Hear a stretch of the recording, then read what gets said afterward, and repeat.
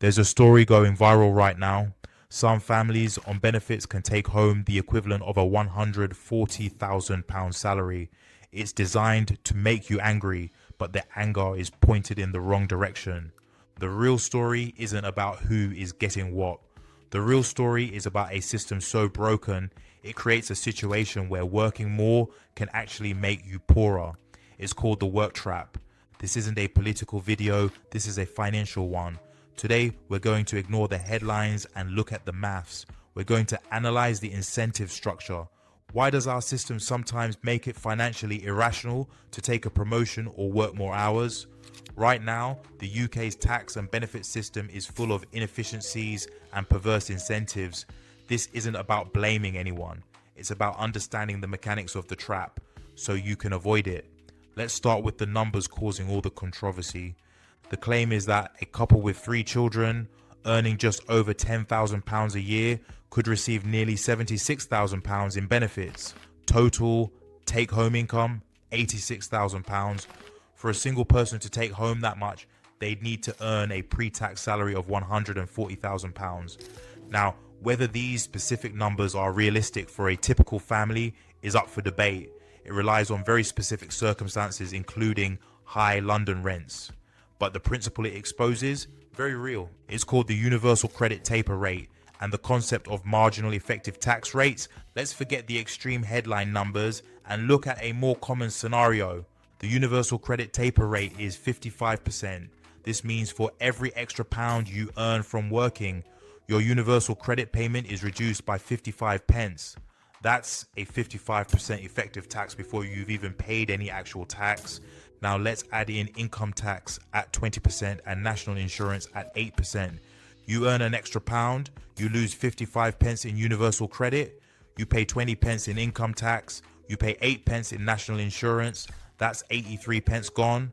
Your reward for earning an extra pound, just 17 pence, that is an 83% marginal effective tax rate. This is the work trap. The combined effect of taxes and benefit withdrawal creates such a high effective tax rate that the incentive to work more is almost completely destroyed. People respond to incentives. It's the most fundamental rule of economics. Right now, the UK system creates a perverse incentive. It creates a financial cliff edge. If you're a low income worker and you're offered a promotion or more hours, you have to do a very complex calculation. Will the extra pay be enough to offset the loss of benefits? In many cases, particularly if it pushes you into a higher tax bracket or removes other support like free school meals or council tax support, the answer is no. You can work harder, take on more responsibility, and end up with less money in your pocket at the end of the month. This isn't a moral failing on the part of the worker. It's a system design failure. A well-designed system should always make it financially worthwhile to earn an extra pound. There should be a smooth, predictable path to increasing your income. Our system doesn't have that. It has traps and cliff edges. It punishes ambition. This is like a market that is rigged against you. The more you try to get ahead, the more the system pushes you back. And when people realize the game is rigged, they stop playing. That is the real danger here. Not that a few people are gaming the system, but that millions are being discouraged from even trying. So who does this trap affect? It's not just the families in the newspaper headlines. It's a huge range of people across the country. First, it's the second earners in a household, often women. If one partner is working full-time and the other is considering returning to work part-time after having children, they are hit hardest by the taper rate. The family's universal credit is assessed on household income, so the second earner's income is immediately subject to that high effective tax rate. The financial reward for working can be incredibly small, making it feel like it's not worth the childcare costs and the stress. Second, it's anyone on a low income looking to progress.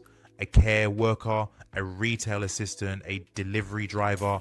They are offered a small promotion, a supervisor role, a few more hours a week.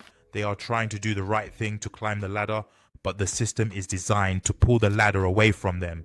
They are stuck in a situation where the only way to significantly improve their financial situation is to make a huge leap in income, to jump right over the trap. But for most people, that's not possible. And third, it's the self-employed and gig economy workers. Their income can fluctuate wildly from month to month. This makes it almost impossible to navigate the benefit system. One good month can knock them off their benefits, then a bad month can leave them with nothing. The complexity and the risk involved in trying to balance work and benefits is a trap in itself. I'm interested to hear from you. Have you ever been in a situation where you've turned down a promotion or more hours because you would have been worse off financially? Let me know in the comments. It's important to see how common this really is. So what's the solution? This is a multi-billion-pound question. There are no easy answers, but from a purely financial and incentive-based perspective, there are a few clear principles. First, the taper rate needs to be lower. A 55% taper rate is simply too high. It creates too much of a disincentive. The Center for Social Justice has argued for a reduction to 50%, but even that may not be enough. A rate closer to 30 or 40% would create a much smoother and more encouraging path for people to increase their earnings. Second, the interaction between different benefits and taxes needs to be simplified. The fact that earning an extra pound can affect your universal credit, your income tax, your national insurance, your council tax support, and your eligibility for free school meals is a recipe for disaster. It creates a system so complex that nobody can be expected to navigate it rationally. A single integrated system with a clear, predictable withdrawal rate would be far more effective. And third, we need to have an honest conversation about the purpose of the welfare system. Is it to provide a safety net for those who can't work, or is it to supplement the incomes of those in low-paid work? The current system tries to do both, and in doing so, it fails at both. It creates a dependency trap for those who could work, and it creates a work trap for those who are trying to earn more. These are not easy fixes. They are expensive and they are politically difficult. But until we address the fundamental design flaws in the system, we will continue to have these sensationalist headlines, and we will continue to have a system that punishes work. So, the next time you see a headline about people being better off on benefits, remember that the real story is not about the individuals, it's about the system. It's about a work trap that is making it financially irrational for millions of people to try and get ahead.